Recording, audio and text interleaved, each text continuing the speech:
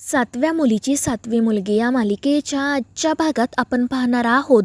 नेत्रा तेजसला खोलीच्या बाहेरच थांबायला सांगते आणि ती अस्तिकाला शोधण्यासाठी स्वतः त्या अडगळीच्या खोलीत जाते.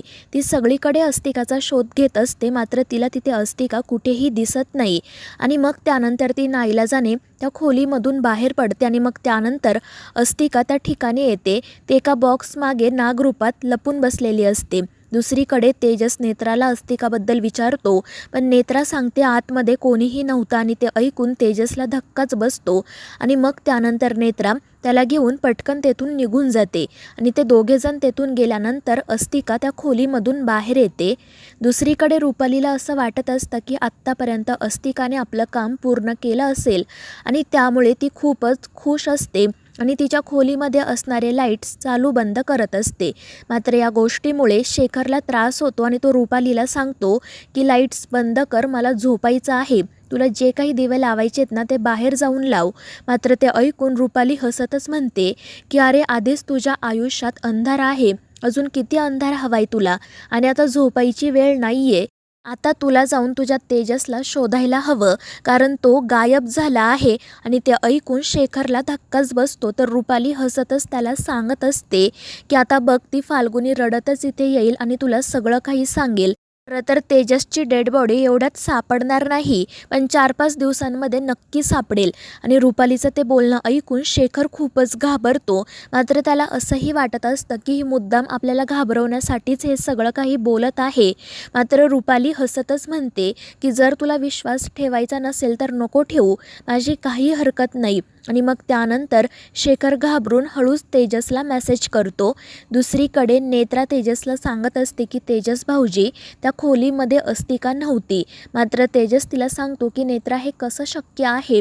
मी मगाशी शतपावली करून जेव्हा घरात जाण्यासाठी निघालो तेव्हा मला अस्तिका दिसली. मी तिचा पाठलाग करत बेसमेंटपर्यंत गेलो आणि मग त्यानंतर ती अडगळीच्या खोलीत गेली आणि ती आता आतमध्ये नाही आहे असं तू कसं म्हणू शकते? त्यावर नेत्रा म्हणते की भाऊजी, तुम्ही जे म्हणताय ते खरं असेल.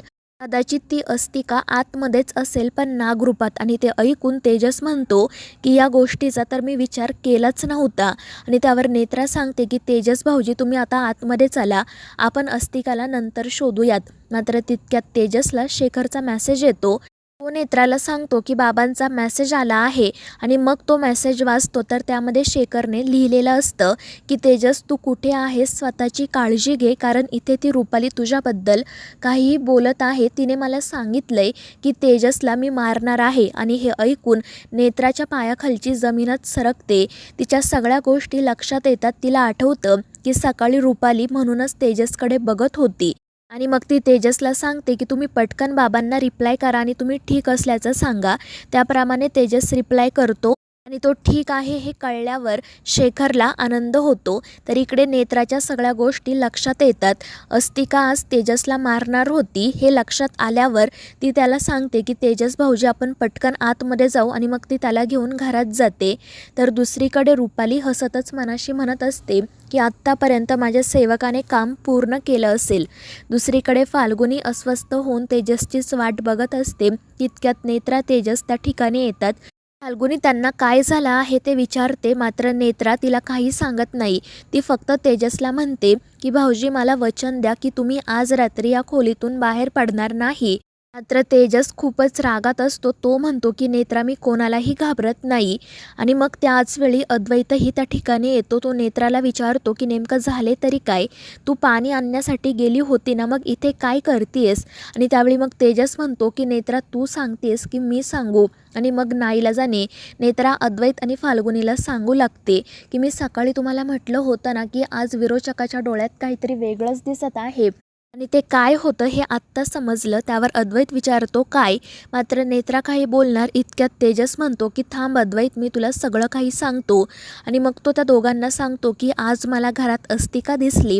आणि मग त्यानंतर घडलेला सगळा प्रकार तो या दोघांनाही सांगतो. त्यामुळे फाल्गुनी आणि अद्वैत घाबरतात.